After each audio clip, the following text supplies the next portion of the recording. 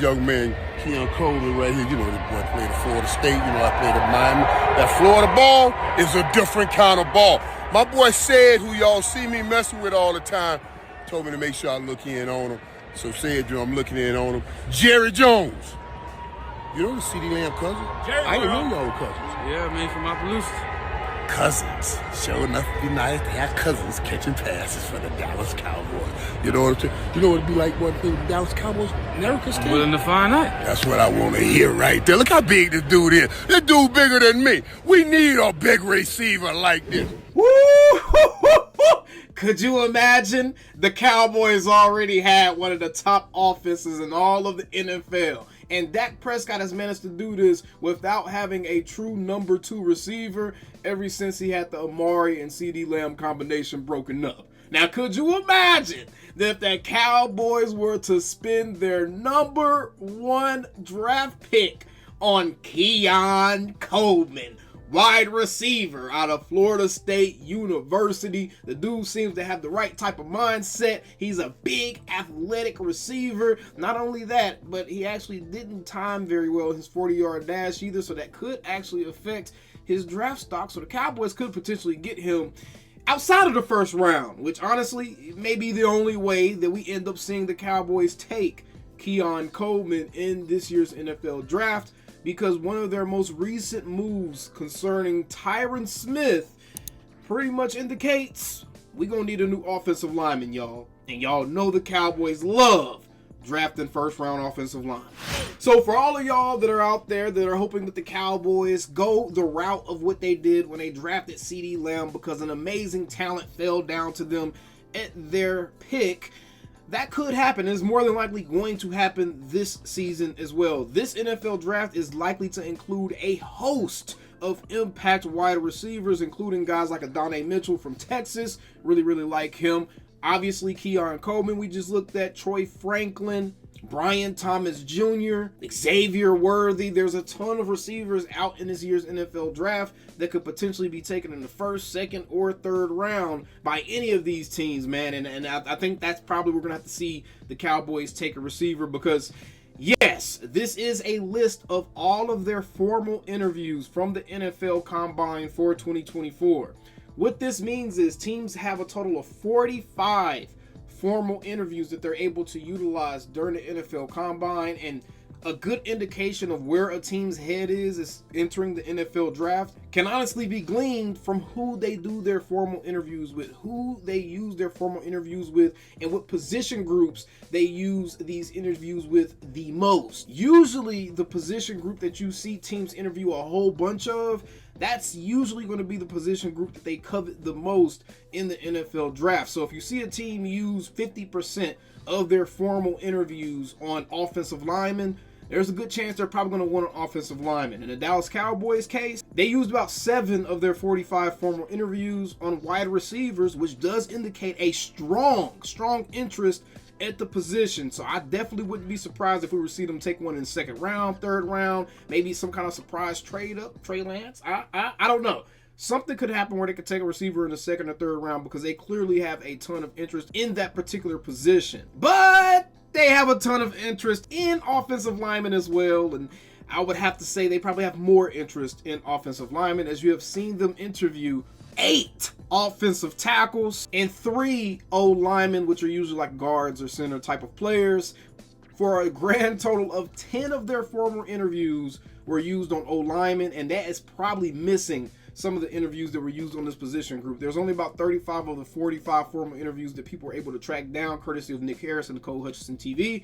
But this right here is a pretty strong indication of where the Cowboys look to be drafting, or what position they look to be addressing in the first round, especially considering Tyron Smith is going to be gone, guys. Tyron Smith is not going to be coming back to the team for next season, although he is going to play another season. He wants to capitalize on the fact that he just had an all-pro season, and he probably has only like 1 or 2 years left in the league. I wouldn't be surprised at all we see him go sign with like a Kansas City or one of those types of teams and end up winning a ring next year, because that's how all of our great Cowboys players go. So yeah, I think the Cowboys are definitely going to be using their first-round draft pick on an offensive lineman. The most likely choices for the Cowboys to pick are Amarius Mims or Tyler Guyton from Oklahoma. Both of those guys could probably go out and play left tackle. I know a lot of people have been saying they would rather have Tyron Smith kick out to that left tackle position because we already know he can play at a very high level at that position, right? So having Tyron Smith kick out to the left tackle and then drafting a young guy to play the guard position, which is a little bit easier to get your head wrapped around on an NFL level. Having one of the younger guys come in and play that guard position, or even drafting a guy to maybe replace the center, could be in the cards for the Cowboys. But just based off of their formal interviews, based off of the moves that we're already seeing made free agency wise, as far as Tyron Smith is going to be gone, we need a left tackle, guys. Chuma is not going to be the answer. So it's either going to be Tyler Smith or we're drafting a rookie. It's pretty obvious. With that being said, I 100% think that we could see a draft pick like this come into play. A Tyler Guyton. This guy is 6'7" and 327 pounds. This is easily one of, if not the biggest offensive lineman in the entire NFL draft. Like I said, an Amarius Mims out of Georgia could also end up being that pick. I believe that's likely to happen one way or the other. We'll see an offensive lineman or wide receiver. I would be very surprised if there's any other position that's drafted outside of one of those two in that first round with that first round pick. Beyond that, we've been getting some very interesting sound bites from Jerry Jones as he was interviewed from the Jones bus at the NFL Combine, and he was making comments. And of course, all of your favorite media members and some of your favorite content creators and all your social media influencers, everybody's making a big deal out of stuff that Jerry Jones said. And a lot of people feel like he's kind of setting it up to where the Cowboys may really be ready to move on from Dak Prescott. People are discussing the fact that he mentioned not being concerned about this possibly being the last year that Dak Prescott plays with the Dallas Cowboys. But here, I'm just going to go ahead and kind of simplify this for you and make this a lot easier for everyone. Guys, there's one very important thing that Jerry Jones said throughout this entire media session is the fact that he was asked, and this was a very good question. I'm not sure exactly who asked it, but this is a very good question.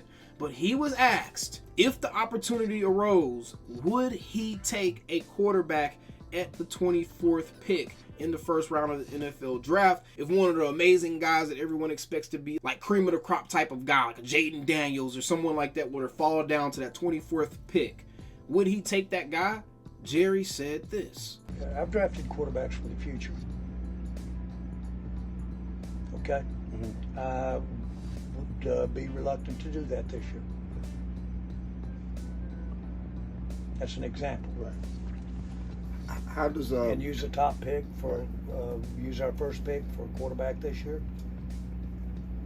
for the future. Right. If you had an opportunity, there you are, 24, and the greatest thing since ice cream's he's sitting there. Yeah, you'd be reluctant. I'd be reluctant to do that this year. Let's call all into this year. You see, to me, that clip right there says pretty much everything that you need to know about where the Jones family mind is for this upcoming offseason and impending free agency period that is about to start roughly around March 13th. Stephen Jones has come out and said it, and now Jerry Jones, in his own colorful media baiting type of way in which you really have to decipher what is it that he's actually trying to say and what else is all fluff to get the media riled up so he can keep his Cowboys name in the news cycle. Because remember, that's what Jerry Jones cares about more than anything else, is keeping his team's name hot at all times. And that's one of the reasons why he's such a staunch businessman.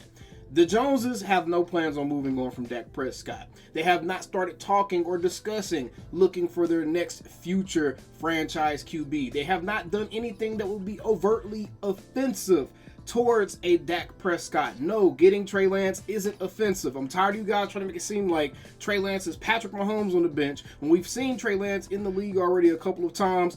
He wasn't that good. He wasn't able to beat out the dude that was the last pick of the draft. Trey Lance has his issues. He has his warts. They've already been seen by the league. It's not like he's some unfound jewel and diamond in the rough that no other teams have discovered yet. We have already got a good look at Trey Lance, and there's a reason he was traded instead of given the opportunity to start for the 49ers. So all of y'all looking at Trey Lance like the savior of this franchise, please stop it. Miss me. Nothing that he's done in college or in the league should make you feel that way. So relax. And the Joneses don't feel that way. The only thing the Joneses have done have pumped up that acquisition to the point to where they're trying to make it to where they can flip him for a trade. They're trying to increase his value. Of course, they're going to say positive things about him because he is going to be used as a value piece at some point. He's going to be used as a bargaining chip. They're going to be using him for trade bait at some point, either him or Cooper Rush. They're not going to let a backup quarterback that has a potential of being a starting bridge quarterback for other teams, they're not going to let that walk away for free without getting some type of trade value off of him. So that's the reason that they're upselling Trey Lance so hard. But as far as Dak Prescott, those comments right there are the only thing that you need to hear from the Joneses, because anytime a team is willing to tell you they're not looking to draft one of the best quarterbacks in the draft if he falls to them, that means that they're confident and comfortable with what they already have. The Joneses are comfortable with Dak Prescott. And I'm going to tell you right now, as someone that's trying to observe and figure out and track exactly what the Cowboys are going to do this offseason, let me save you from the emotional roller coaster that several other outlets are going to try to take you on. People are going to overreact and have these knee-jerk reactions and get overly dramatic and melodramatic about all these articles and the little things that people are saying here and there. But at the end of the day, none of that stuff matters until March 13th. If Dak Prescott, CeeDee Lamb are not extended by March 13th, that's when it's an actual issue, because that's when free agency actually starts, and that's when it'll actually begin to negatively affect the team. Anything between now and March 13th is just fluff. It's just commentary. It's nothing to sink your teeth into until we get close to game time. Right now, this is just a position of posturing that the Joneses and Dak Prescott and CeeDee Lamb's agents are doing right now. And for those of y'all that are only stuck on Dak, by the way, the Cowboys haven't met with CeeDee Lamb's agent either, guys. They're going to get these deals done. Otherwise, there would be much more effort to communicate between the two sides prior to now. They're going to get these deals done. They're confident they're going to get these deals done, which is why they don't feel like they have to have face-to-face or in-person meetings with these guys as agents. And I would expect it to come out the pipeline roughly about a week from now, right before free agency starts. So that way, the Cowboys can begin to dominate the free agency storyline as well. We still them same old damn Cowboys. See you guys on the next one. Calling me, texting me, paging me, asking me, am I still them boys? Y'all usually check on me. Listen. I'm still them boys. Hey! Woo! Hey! I'm still them boys.